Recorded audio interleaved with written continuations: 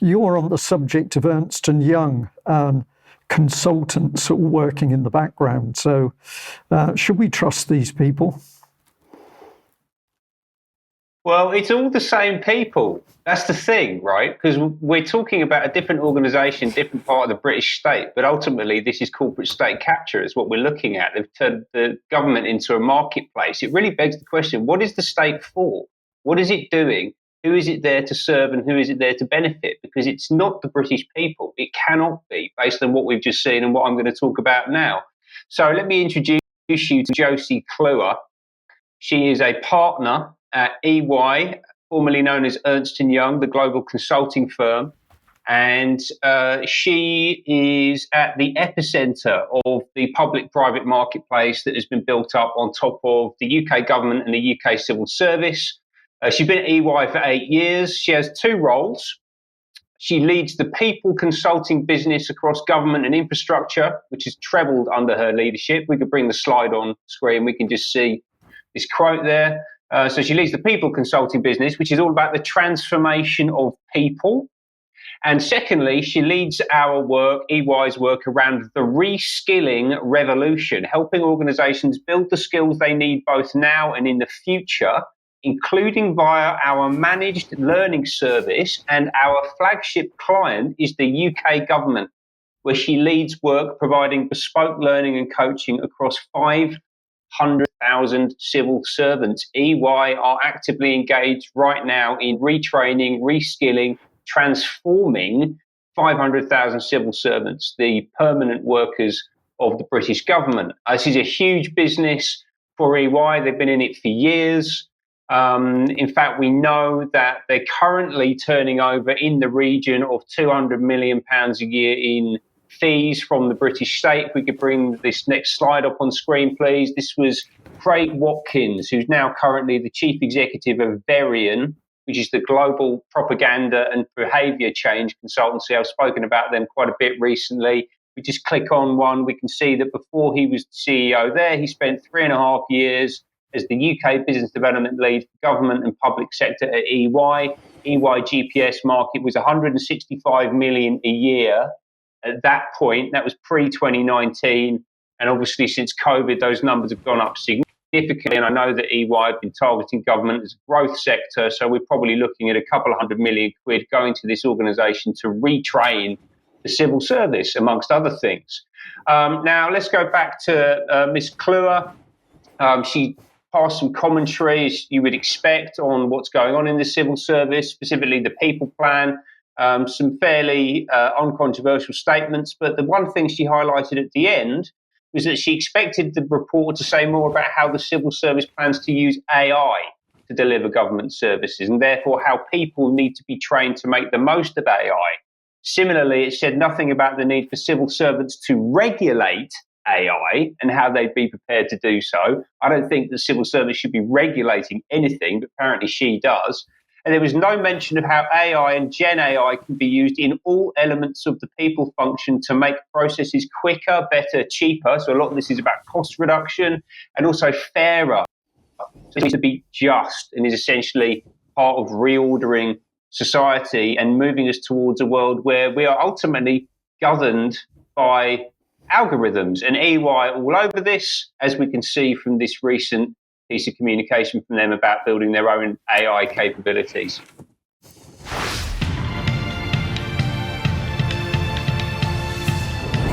This is the face of EY.ai, a unifying platform connecting EY's diverse people, ecosystems, and leading technology capabilities. The face of confidence, seeing opportunity and risk from every part of your enterprise and sector. The face of multiple disciplines, of helping to create exponential value whilst ensuring positive human impact. The face of collaboration, of a best-in-class ecosystem brought together on EY Fabric. The face of the future, of people augmented and empowered by AI. This is the face of EY.ai, helping to build a better working world. Find out how you can have confidence in the opportunities AI brings.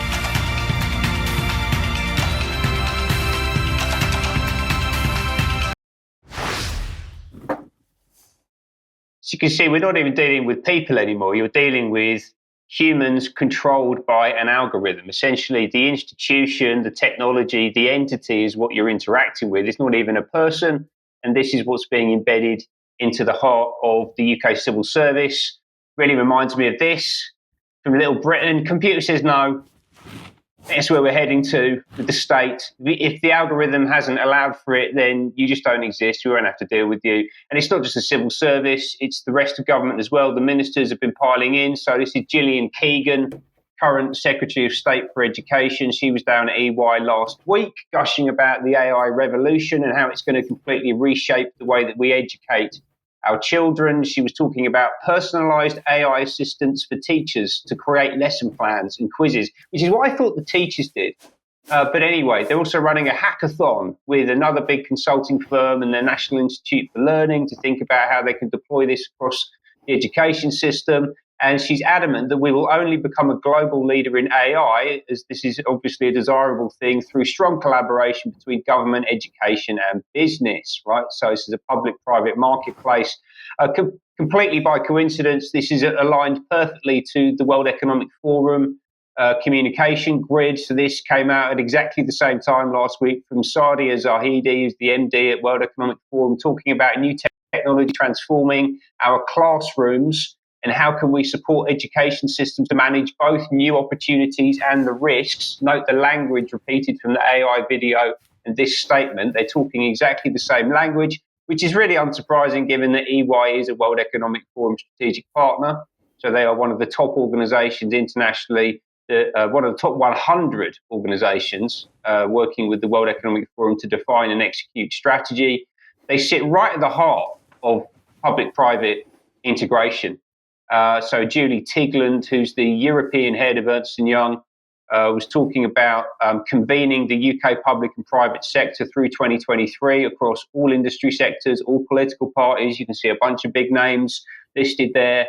So they're heavily involved in the transformation of the state. But what else are they doing? So let's look at the provenance of these people, where they're coming from ideologically, and how this is, frankly, transforming the way that our society runs. Well, we know that Carmine Di Sibio, who's the current CEO of EY, is a member of the steering group of the Council on Inclusive Capitalism, which is Linda Rothschild's philanthropic endeavour.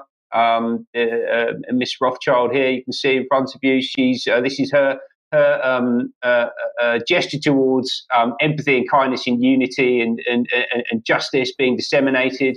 EY are also very heavily represented at Gold's House, at Davos and elsewhere. Here is Carmine and the incoming CEO, Janet Trencali, with Samantha Power from USAID, who's married to Cass Sunstein, the author of Conspiracy Theories and Other Dangerous Ideas, Democracy and the Problems of Free Speech. Again, all of this being mainlined right into the UK government.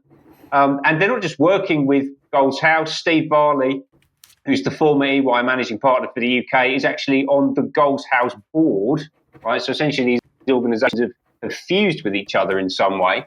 And his successor in the EY UK sustainability role is this guy, Rob Pappel, who we spoke about last week. He was talking about the critical role that CFOs have to play in sustainability and controlling the way that organisations operate, which makes EY crucial to Terra Carta. And actually, they've received the Terra Carta Seal. So this is the King Charles's sustainability initiative.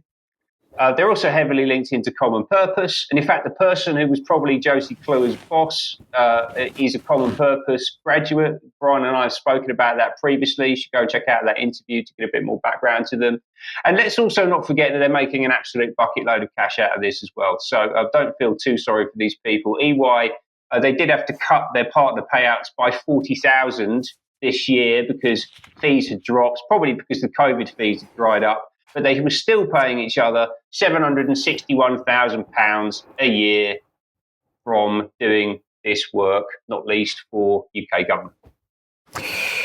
Ben, thank you very much. Very interesting segment. So retraining and also reframing 500,000 civil servants, and at the same time Ernst & Young embedded in the political system itself. This is a very, very dangerous precedent. What is the elected government? What is global big business? It's getting increasingly difficult to tell. But reframing is what I suspect the biggest agenda of those civil servants is. Well, let's move on. If Ernst & Young has had to tragically cut